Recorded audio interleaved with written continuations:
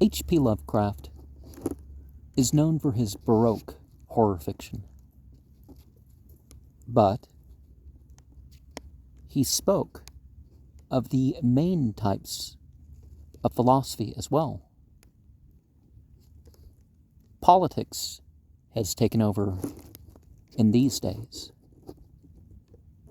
He certainly had a sense of ethics, of metaphysics, of aesthetics, of epistemology.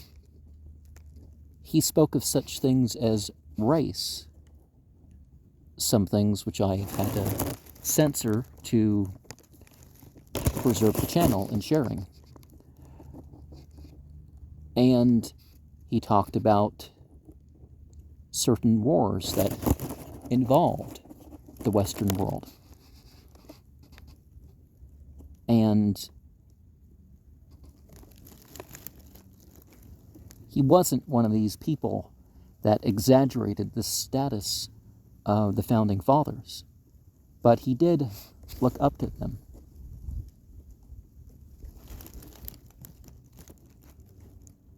H.P. Lovecraft did take turns with people who were turning America into a melting pot or a chef salad or whatever you want to call it.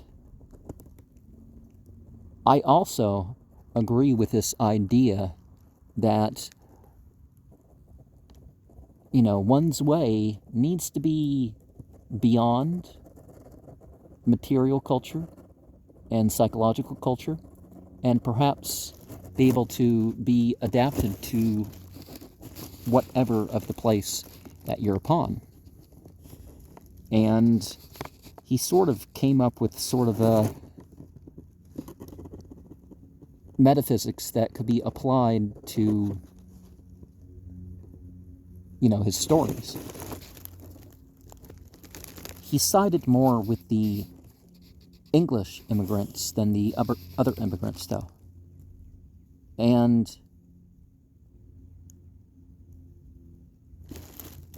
he did see that alcohol and other drugs were causing problems in society.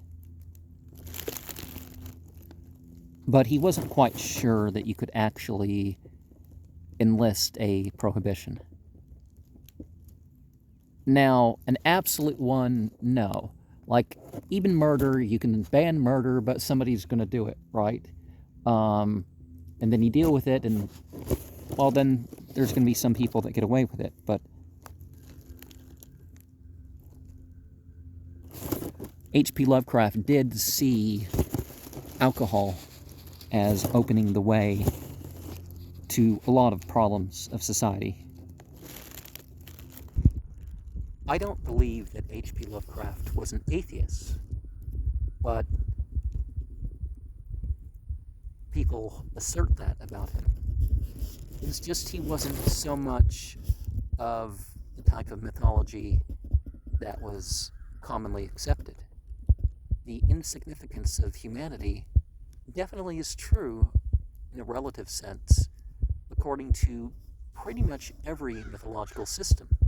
Of course, it's up to the individual to be involved with it, to be culpable with the whole thing.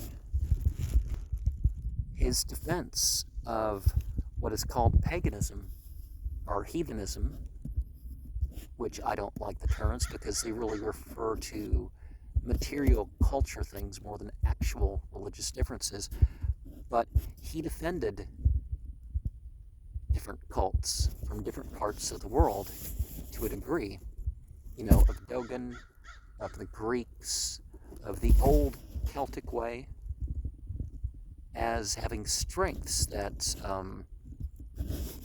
the Judeo-Christian system would not have. And he had some socialist tendencies, but it wasn't like the National Socialist of Germany, and it wasn't like the Marxists of the USSR. And he wanted things to be living, too. There was functional architecture and all that other stuff.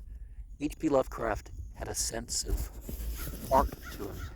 And I'm sure, in a sense, he saw himself as a bard in his storytelling and his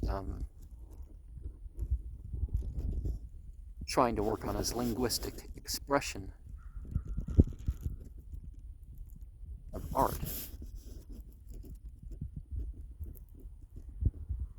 And I forget, what is it?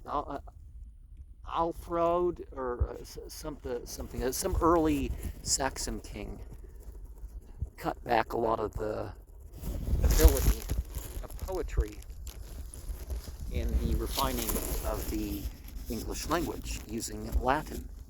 And some say this was done on a theological grounds.